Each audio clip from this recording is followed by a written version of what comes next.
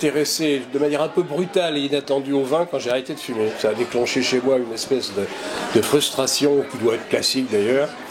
Et qui fait, je m'en souviens longtemps, à l'époque je m'occupais également d'Eurosport, on a fait un séminaire à Saint-Émilion, j'y ai acheté ma première caisse de vin qui devait être, je crois, du Canon La Gaffelière. Et puis je me suis lancé dans les ouvrages. Ce qui est formidable dans le vin, c'est que c'est en même temps l'histoire de la France, l'histoire de l'Europe, et qu'il y a toujours des choses à apprendre. Et donc voilà, je ne suis qu'un très modeste amateur, j'ai une petite cave, j'ai quelques vignerons amis et ça me va très bien comme ça. Mais ne me prenez pas pour un œnologue spécialisé ou un expert. Aujourd'hui, qu'est-ce qu'on peut retrouver dans votre cave? Il ne faut pas être désagréable avec aucune région de production parce que j'aime tous les vins, mais je dois confesser que j'ai un petit faible pour, disons, allez, les vins des Côtes-du-Rhône. J'aime bien du nord, disons de Lyon jusqu'à Orange, j'aime beaucoup ces vins-là. Donc évidemment, j'ai des vins de Monsieur Vernet, de Madame, que j'ai découvert un peu par hasard. Je veux dire, c'est pas vieux, l'année dernière. On y a fait une visite amicale et j'ai tout de suite été séduit par la qualité extraordinaire de ces vins. Le terroir est présent, c'est à la fois puissant et très élégant, bref, tout ce que j'aime dans les Côtes-du-Rhône est là, dans ces grands vins des côtes, quels qu'ils soient. Et puis si vous descendez plus bas, j'adore les Châteauneuf du Pape.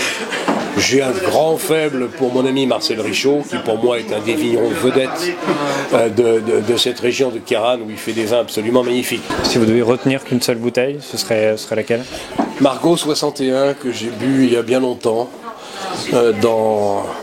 dans une cave de Sarlat, chez l'un de mes amis pharmaciens, qui a une cave magnifique. Et je pense que j'ai encore parfois en bouche les arômes et les saveurs absolument magnifiques. Évidemment, c'est une grande année, mais de ce vin somptueux. Mais il y en a d'autres. J'adore les grands Châteauneuf du Pape, les Beaucastel, les Saint-Préfert et autres, qui dans les années bénies sont des vins absolument magnifiques. Franchement, encore une fois, on a tellement l'embarras du choix que on pourrait y consacrer des journées entières. Je vais pouvoir le faire un petit peu plus que je ne le faisais ces dernières années, c'est déjà une consolation. Donc ce soir, nous sommes réunis pour le lancement du guide Béthane et de Sauve des vins de France. Est-ce que vous pouvez nous dire un petit mot sur Michel et Thierry, comment vous les avez rencontrés et un petit mot sur leur travail?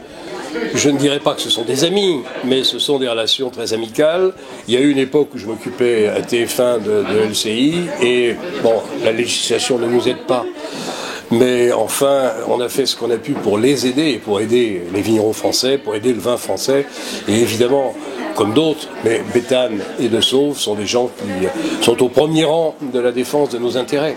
Vous savez, pour moi, Béthane, c'est probablement le meilleur dégustateur et spécialiste du monde. Je pense que c'est un des tout premiers. Tout le monde dit Parker. Oui, bien sûr, Parker est un immense expert en vin, mais je pense que Béthane est largement à son niveau.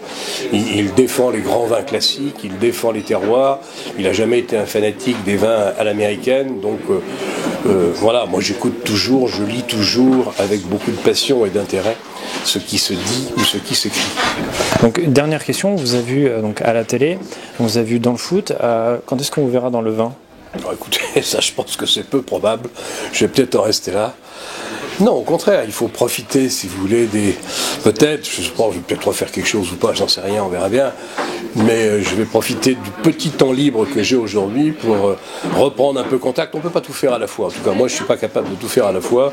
C'est vrai que quand vous êtes aussi pris par un club comme Marseille et par toutes les activités qu'il y a autour, et qui commandent une présence quasi permanente, vous n'avez plus trop le temps de vous occuper d'autre chose. J'ai, grâce à ce départ, la possibilité aujourd'hui d'être là, par exemple, ce soir. C'est un grand plaisir, j'aurais pas pu venir si j'étais encore à la tête de l'OM, donc je peux pas vous dire ce que je vais faire, mais en attendant, je prends du plaisir, et notamment je prends du plaisir en m'occupant de mes vins. J'ai ramené tous les vins que j'avais à Marseille, je les ai ramenés hier, je m'occupe de les ranger, c'est un grand plaisir. Le vin, c'est pas seulement le boire, c'est aussi le regarder, c'est aussi comparer, c'est aussi recevoir des amis, et évidemment le boire de temps en temps. C'est déjà un programme qui va me suffire dans les semaines qui viennent.